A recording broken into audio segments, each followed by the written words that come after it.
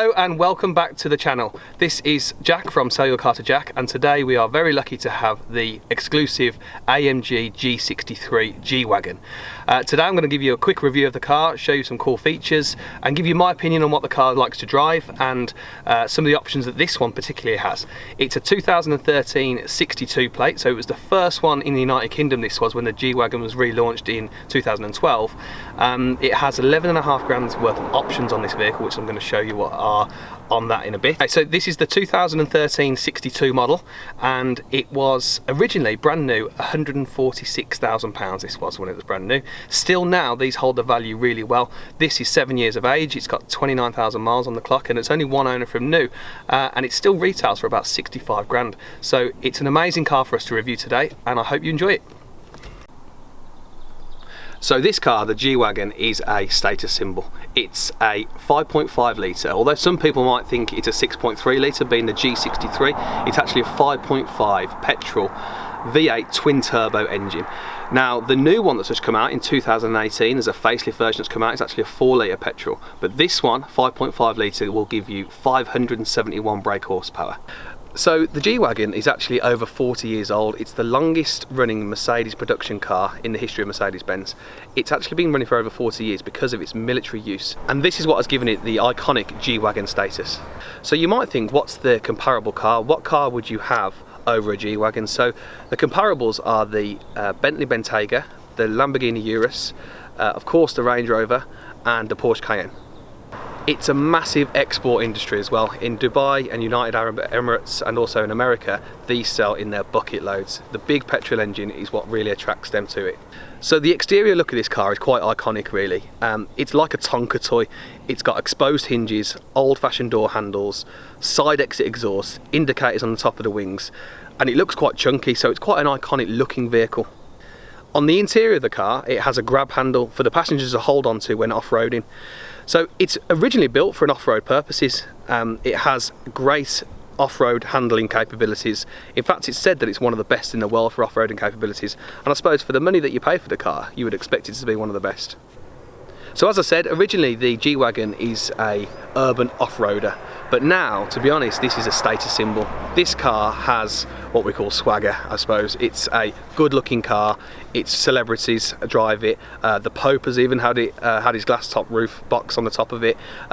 Gangsters, footballers, sports stars. So it's an iconic car for people to actually be seen in, rather than the functionality of it. If you drove this car, I don't think that you would be massively impressed by the way that it drives. For me, in my opinion, it's one of the best cars and worst cars ever, because the capability and the speed, the performance that it's so fast, but yet in a four-wheel drive SUV, it's got so much roll, and it's almost a bit uncomfortable and drives a little bit like a tractor in my opinion.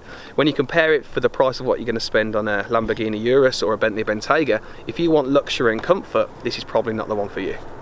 So this car was £146,000 from new, and it has 11.5 grand's worth of optional extras when it was ordered from new. So the person that bought this from new spec'd it up as high as possible. There's not anything on this car that you can't have additionally now. So what it's got as a list of the options that this vehicle has is the carbon fibre pack, which is £3,500, the Distronic Plus pack, which is £1,600, electric sliding roof, seat comfort package, blind spot assist, reversing camera, heated windscreen, privacy glass, protective grille for the lights. So as you can see, he actually spec'd the car up higher than what it comes as standard. So inside the G Wagon now, and first initial thoughts are it's really comfortable. To be fair, the seats are really comfortable. They are luxury, the seats are. You're high up, you feel in control of the road. It's a good driving position, lots of visibility. The most fun part about this car though is the fact that you've got 570 brake horsepower in an SUV four-wheel drive. So I don't know if you can hear this or not, but when I put the foot down, it's got like a roar that comes from the engine. So hopefully you can hear this. And that is 60, 70, 80 mile an hour. Like within seconds you get there. To have that in an SUV is something special in my opinion. But now I'm here and I'm driving and I'm going around some country roads, handling, I don't know if you can even call it handling, it doesn't handle well at all. The steering wheel has quite a lot of sort of play in it, and that's because of its off-road capabilities. If you look back at my C43 video, I would touch the steering wheel and it would be going left and right. With this, I can do that and it's still going in a straight line. In terms of the roll of the car, it feels like when you're taking corners at speed that you definitely need to slow down. And the reason for that is because it's got such a powerful engine, and the way that it's built and designed is that it's not built for handling, it's built for off-road. It's just that it looks like it does, so everybody loves to have one of these status symbol cars. So one of the things about this car is that the turning circle is not amazing, so I have to do a 3-point turn if I want to go in a different direction, which as an off-roader car it's understandable, but when you're driving it on the roads and you do need to turn around, it can take you a bit of time. And we're off. That's it.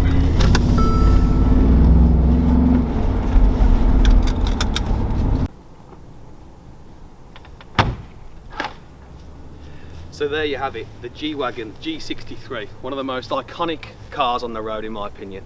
It's a fantastic looking car. Now I just want to give you a quick summary of what I think about the car and whether I would buy one. So the car costs new £146,000. The brand new ones that are out now, the facelift, are £180,000. You can go up to 190. They do hold the value really well, and I was really excited about getting one of these because I thought how iconic they are, and I wanted to drive one to see if I would actually buy one myself. So for the looks of the car and what it looks like, 100%, it's probably one of the most iconic cars I've driven with in terms of people looking at the car and watching it, and head turners, if you like, when you drive past, everyone looks at this car. So it's a good looking car. So if you want that wow factor when you turn up somewhere, then maybe a G Wagon is for you.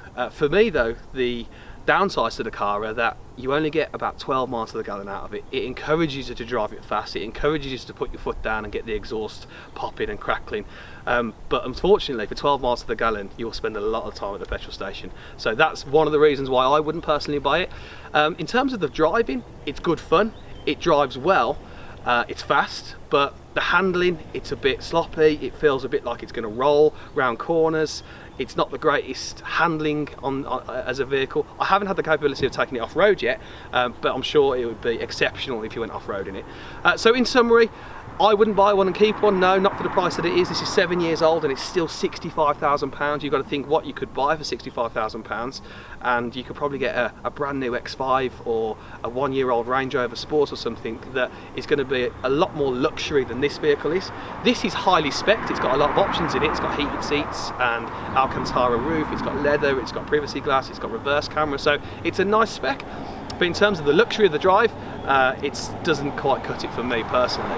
As always, my business is called sellyourcar2jack.com. So I'm a car buyer, I buy your cars quickly, easily, hassle-free, and with no other fees or charges. So if you want a price on your car, just go to the website sellyourcar2jack.com and I'll give you a price straight away. Hope you enjoyed it, and I'll see you next time. Bye bye.